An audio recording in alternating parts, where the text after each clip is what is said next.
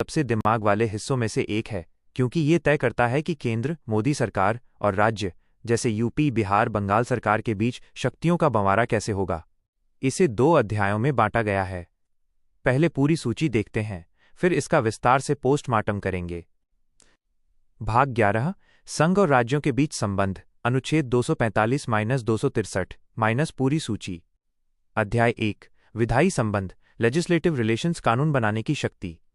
245, संसद द्वारा और राज्यों के विधानमंडलों द्वारा बनाई गई विधियों का विस्तार। 246, संसद द्वारा और राज्यों के विधानमंडलों द्वारा बनाई गई विधियों की विषय वस्तु, लिस्ट्स। 246 ए, वस्तु और सेवा कर, जीएसटी के संबंध में विशेष उपबंध।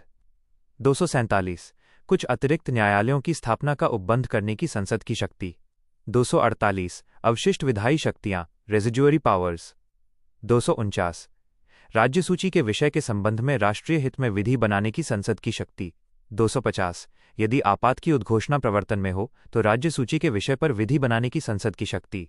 251, अनुच्छेद 249 और 250 के अधीन संसद द्वारा बनाई गई विधियों और राज्यों के विधानमंडलों द्वारा बनाई गई विधियों के बीच असंगति। 252, 2 या अधिक राज्यों के लिए उनकी सहमति से विधि बनाने की संसद की शक्ति। 253, अंतर्राष्ट्रीय करारों, इंटरनेशनल अग्रीमेंट्स को प्रभावी करने के लिए विधान। 254, संसद द्वारा बनाई गई विधियों और राज्यों के विधानमंडलों द्वारा बनाई गई विधियों के बीच विसंगति, रिपग्नेंसी। 255, सिफारिशों और पूर्व मंजूरी के बारे में अपेक्षाओं को केवल प्रक्रिया का विषय मानना। अध्याय 2, प्रशासनिक संबंध, एडमिनिस्ट्रेटिव रिलेशंस। 256, राज्यों की और संघ की बाध्यता। 257, कुछ दशाओं में राज्यों पर संघ का नियंत्रण। 257 ए, निरसित। 258, कुछ दशाओं में राज्यों को शक्ति प्रदान करने की संघ की शक्ति। 258 ए, संघ को कृत्य सौंपने की राज्यों की शक्ति। 259, निरसित। 260, भारत के बाहर के राज्य क्षेत्रों के संबंध में संघ की अधिकारिता।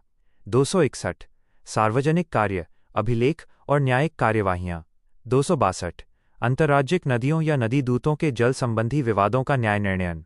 263, अंतर्राज्यिक परिषद, इंटरस्टेट काउंसिल के संबंध में उपबंध। विस्तृत और बारीक व्याख्या। अध्याय 1, विधायी संबंध। आइए शुरू के कुछ अनुच्छेदों को एकदम गहराई से समझते हैं। अनुच्छेद 245, कानून का क्षेत्रीय विस्तार, टेरिटोरियल एक्सटेंट। संसद पूरे भारत या उसके किसी हिस्से के लिए कानून बना सकती है। संसद का कानून राज्य क्षेत्रातीत, एक्स्ट्रा टेरिटोरियल भी हो सकता है, यानी भारत से बाहर रहने वाले भारतीय नागरिकों पर भी लागू हो सकता है। राज्य विधानमंडल, यह केवल अपने राज्य की सीमा के भीतर के लिए कानून बना सकता है। अनुच्छेद 246, 3 सूचियां, द 3 लिस्ट्स। यह शक्तियों के बंटवारे का असली आधार है। 7वीं अनुसूची। 1, संघ सूची, यूनियन लिस्ट, केवल संसद कानून बनाएगी, रक्षा, रेलवे, बैंकिंग आदि। 2, राज्य सूची, स्टेट लिस्ट, सामान्यतः केवल राज्य बनाएगा, पुलिस, कृषि, स्वास्थ्य। 3, समवर्ती सूची, कंकरेंट लिस्ट, केंद्र और राज्य दोनों बना सकते हैं, शिक्षा, जंगल, शादी। लेकिन अगर दोनों के कानून में झगड़ा हुआ तो केंद्र का कानून जीतेगा। अनुच्छेद 246 ए, जीएसटी का विशेष प्रावधान। इसे 100 पहले संशोधन 2016 द्वारा जोड़ा गया। यह केंद्र और राज्यों दोनों को जीएसटी के संबंध में कानून बनाने की एक साथ सिमल्टेनियस शक्ति देता है। अनुच्छेद 248, अवशिष्ट शक्तियां, रेजिड्यूअरी पावर्स। व्याख्या। जो विषय तीनों सूचियों में नहीं है, जैसे साइबर कानून, जो संविधान बनते समय नहीं था, उस पर कानून बनाने की शक्ति केवल संसद के पास है। भाई, अभी हमने भाग 11 की नींव रखी है। इसके बाद जो अनुच्छेद आएंगे 249, 253, वे बताएंगे कि कब केंद्र जबरदस्ती राज्य के विषयों पर कानून बना सकता है। अगला कदम, क्या मैं अनुच्छेद 249 से आगे की विधायी संबंध के उन अनुच्छेदों की गहराई में चलते हैं जो केंद्र को शक्तिशाली बनाते हैं। ये अनुच्छेद बताते हैं कि किन विशेष परिस्थितियों में संसद राज्य सूची के विषयों जैसे पुलिस या कृषि पर भी कानून बना सकती है। विशेष विधायी शक्तियां, अनुच्छेद 249-254। अनुच्छेद 249, राष्ट्रीय हित में राज्य सूची पर कानून। व्याख्या। यदि राज्यसभा अपने उपस्थित और मतदान करने वाले सदस्यों के 2/3 बहुमत से ये प्रस्ताव पारित कर दे कि राष्ट्रीय हित में राज्य सूची के किसी विषय पर संसद कानून बनाए, तो संसद को ये शक्ति मिल जाती है। समय सीमा, ऐसा कानून 1 वर्ष के लिए वैध होता है, लेकिन इसे बार बार 1-1 साल के लिए बढ़ाया जा सकता है। अनुच्छेद 250, आपातकाल के दौरान शक्ति।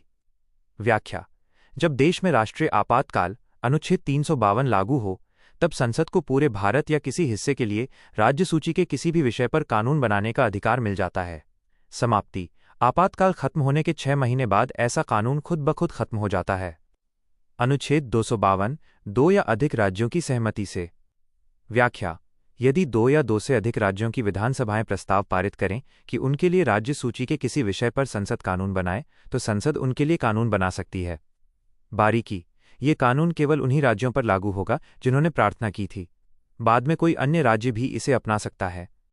अनुच्छेद 253 अंतर्राष्ट्रीय समझौतों को लागू करना। व्याख्या: भारत सरकार ने अगर किसी दूसरे देश के साथ कोई संधि या समझौता ट्रीटी किया है, तो उसे लागू करने के लिए संसद राज्य सूची के विषयों पर भी कानून बना सकती है। यहां राज्यों की अनुमति की जरूरत नहीं होती।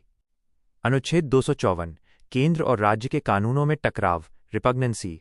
व्याख्या: यदि समवर्ती सूची कंकरेंट लिस्ट के किसी विषय पर केंद्र का कानून और राज्य का कानून आपस में टकराते हैं, तो केंद्र का कानून ही मान्य होगा।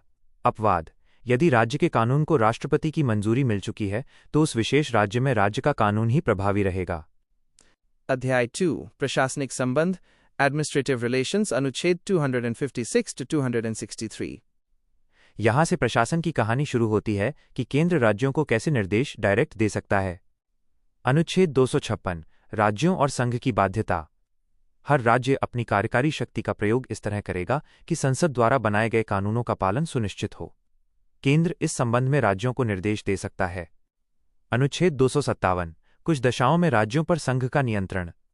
केंद्र राज्यों को निर्देश दे सकता है कि 1. राष्ट्रीय या सैन्य महत्व के संचार साधनों कम्युनिकेशन लिंक्स की रक्षा करें। 2. राज्य के भीतर रेलवे की सुरक्षा के लिए जरूरी कदम उठाएं। अनुच्छेद 261 पूर्ण विश्वास और साख फुल फेथ एंड क्रेडिट। पूरे भारत में केंद्र और राज्यों के सार्वजनिक कार्यों, अभिलेखों, रिकॉर्ड्स और न्यायिक कार्यवाहियों को पूरी मान्यता दी जाएगी। यानी एक राज्य की कोर्ट का फैसला दूसरे राज्य में भी मान्य होगा। अनुच्छेद 262 नदी जल विवाद वाटर डिस्प्यूट्स। व्याख्या: संसद कानून बनाकर अंतर्राज्यिक नदियों जैसे कावेरी या सतलुज के पानी के बंटवारे से जुड़े विवादों के निपटारे के लिए ट्रिब्यूनल बना सकती है। बारीकी: संसद ये प्रावधान कर सकती है कि ऐसे विवादों में न तो सुप्रीम कोर्ट और न ही कोई और कोर्ट हस्तक्षेप करेगा। अनुच्छेद 263 अंतर्राज्यिक परिषद इंटरस्टेट काउंसिल। गठन: राष्ट्रपति इसका गठन करता है। उद्देश्य: राज्यों के बीच झगड़ों की जांच करना और केंद्र राज्यों के बीच बेहतर समन्वय कोऑर्डिनेशन बनाना। इसकी अध्यक्षता प्रधानमंत्री करते हैं। निष्कर्ष है, लेकिन देश की एकता और अखंडता के लिए केंद्र के पास अंतिम नियंत्रण रहता है। राज्यों की